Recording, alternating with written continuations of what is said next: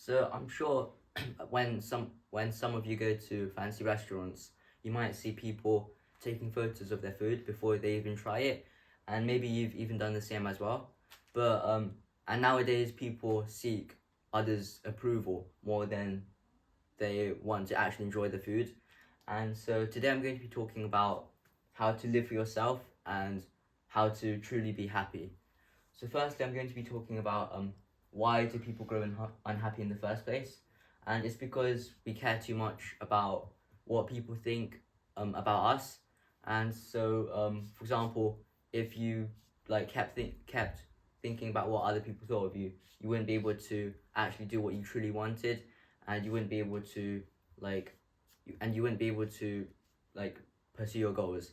So, for example, I remember when I was younger and I had a performance, and at that time I was really afraid of what other people would think of me, and because of that, I felt really afraid to do the performance.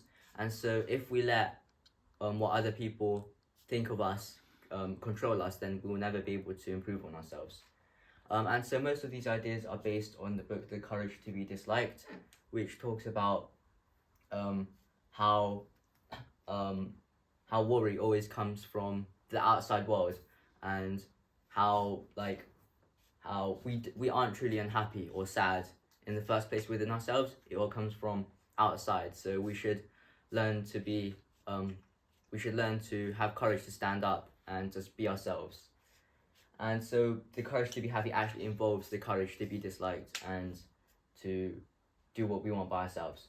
So now I'll be talking about the psychology of unhappiness. And so the main difference between a happy and unhappy person is their willingness to change. And there was a psychologist called Alfred Adler who stated that everything within us there's a lot of things that make us up, so including our body, our mind, and our emotions, and they all make up one thing towards a common goal.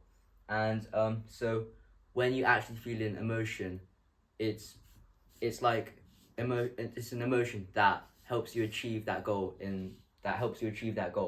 and you think what you want first before you make the emotion for it. And so, for example, if you were at a job interview and you felt so nervous about it, then what you truly want is to just escape from the interview and to not have the chance of failing it, instead of like you actually wanting to do the interview.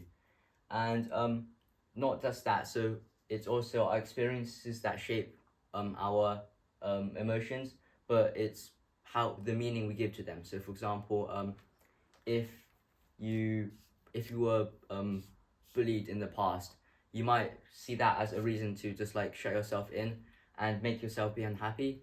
However, actually, you can look at it as like a stepping stone, and you can look at it in a different light, and it will help you grow in the future. So now, why is living for others a dead end?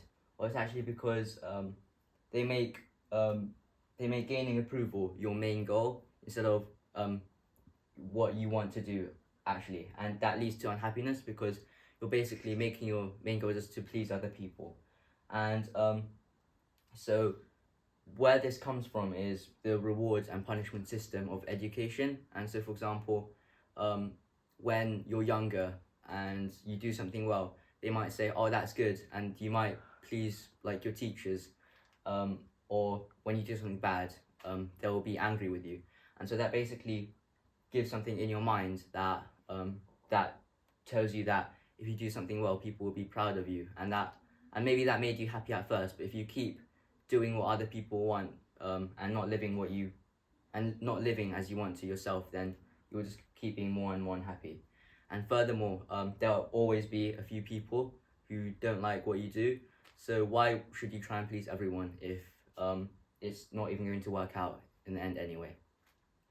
So how to truly live a happy life is to believe that you're useful, and to contribute to the well-being of yourself and of others. And if someone feels that they are of use, then they will stop seeking recognition from others and they'll be more self-aware. So, for example, they might say, "Oh, I already have a use, so there's not really any point for me trying to seek approval from others because I'm already useful.